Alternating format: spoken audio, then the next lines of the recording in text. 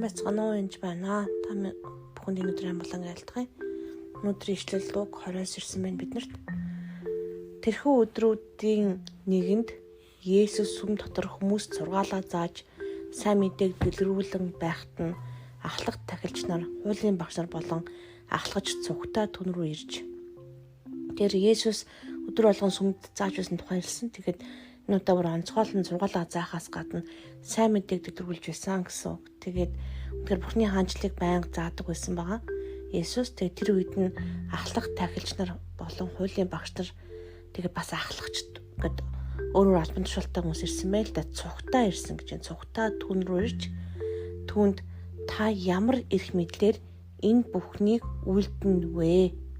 Хэн танд энэ эрх мэдлийг өгснийг бидэнд хэлээ. Тэгэхээр эдгээр хүмүүс Есүст ирсэн эрх мэдлийг мэдсэн байна. Гэтэ энэ эрх мэдэл чинь хаанаас ирсэн бэ? Тэг ямар эрх мэдлэр энийг хийж байгаа юм бэ гэж байна. Тэгэхээр сайн мэдээ заахаас гадна Есүс зөндөө олон ажлууд хийжсэн байгаа.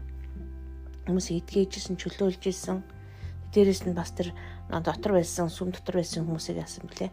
Хөөгөөд 8 иждэг хөөгөөд явуулсан байж байгаа.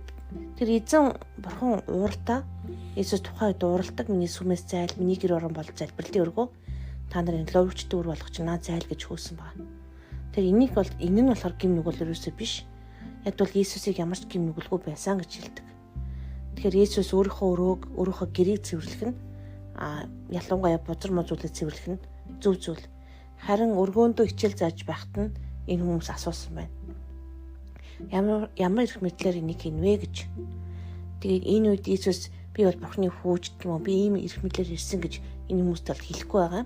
Яагаад гэвэл уртаас нь ийм асуулт сууж байгаа. Би мөн та нараас нэг зүйлийг асууя. Надад та нар хэл. Иохны баптизм Тэнгэрээс ирсэн үү? Эсвэл хүмүүсээс ирсэн үү гэв.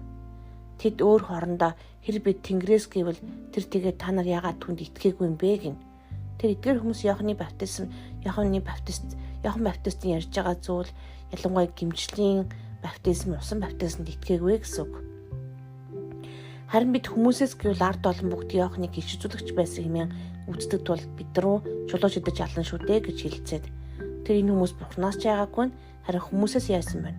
Илүү айсан байна л да. Яагаад гэвэл иш үзүүлэгч гэж байгаа хүмүүний үгээгээд хэлчих юм бол хүмүүс сонсох юм бол хөө эдгээр чинь буруу байна.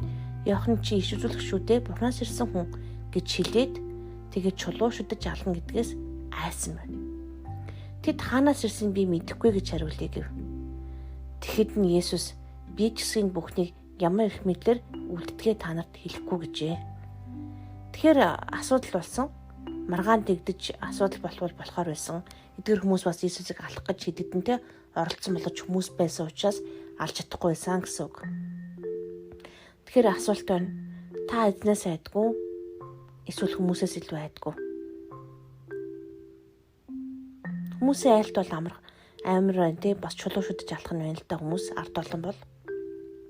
Одоо бол хэвлэл мэдээлэлээр нэг муулна, юу л болох бол доо янз янзын болж хуурна. Хүмүүс мэдэхгүй юм янз янзаар л хэлж бичдэг. Гэхдээ эзнээс эмээхүү хамгийн чухал. Эзнээс эмээхүү үнэхээр Иохан иш үзүүлэгч байсан бөгөөд гимшил дуудсан бид нарыг. Тэгээд үнэхээр гимшиж буруу эзэр муугасаа ирэх ёстой. Тэгээд бид нар заримдаа хүмүүсээс асуудаг. Чи ямар эрх мэдлэр энийг хийнвэ гэж. Тэгээд үнэхээр эзнээс болвол үржимсэр нь танигдана. Тэгээд та бүхэн бас сүнсийг сайн ялгаж сураараа. Эдгээр хүмүүс өөрийнх нь заадаг, хуулийн багш нар гэж хуулийг заадаг гэсэн. Ахлах тахилч нар болон ахлагч гэж бүгдээрээ сүмийн ажилчид байгаа. Харамсалтай сүмийн ажилчид боловч яг үнэхээр тэр зааж байгаа зүйлийнх нь бүр жинхэнэ бодиттой хүн нь ирчээд байхад танихгүй байж байгаа. Хаанаас ямар их мэдлэр ирсэн бэ гэдээ асуугаад байж байгаа. Тийм болохоор бидний хамгийн гол зорилго зүйл бол ганцхан үгийг мэдхээс гадна үнэхээр сүнсийг мэдэх хэрэгтэй. Сүнсийг таньж ялгаж чаддаг байх хэрэгтэй. Яг бол эдгээр хүмүүс үгийг маш сайн мэддэг байсан. Харамсалтай нариу сүнс байхгүй, сүнсийг ялгаж чадахгүй бол Есүсийг таньж чадахгүй байсан.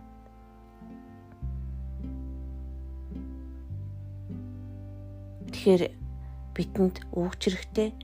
Үнэхээр Есүсийг таних нүдэж хэрэгтэй. Аль аль нь хэрэгтэй шүү.